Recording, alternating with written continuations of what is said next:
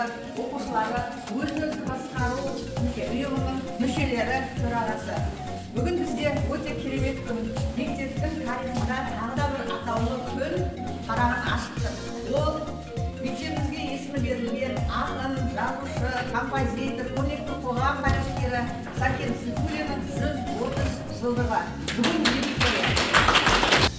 Жылда осы кезде біз Сәкен Сейфуллиннің туған күніне байланысты әртүрлі іс-шаралар топтамасын өткіземіз. Ал енді бүгін назарларыңызға бүгін бір күн бойы атамыздың күні, Сәкен ата күні болып белгілеп отырмыз. Соған әртүрлі деңгейде әркім жоспарланбаған, тосыннан әртүрлі іс-әрекеттердің, іс-шаралардың жыршысы, жаршысы боласыздар. Сондықтан да бүгінгі күн бәрімізге құтты болсын. Ерекше көңіл күйінің бәрімізге осы парақ бүгінгі күн сіздердің естеріңізде мәңгі сақталады деп ойлаймын.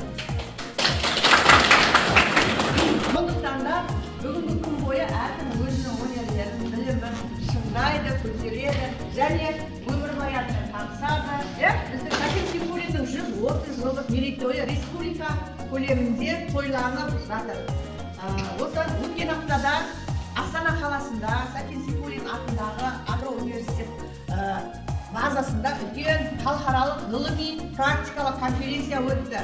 Осы конференцияға қазақ тілі пәнінің мұғалімі Айгүл Сүлейменова мектептен жетекшілік ете отырып 4 оқушымызды алып барды. Олар әртүрлі номинацияда шығарма, эссе жазу, шахмат және басқа да қандай түрде бардыңыздар? Зияткерлік. Яғни қазір бұл оқушыларды ортаға шақырғым келіп тұр. Жалғасын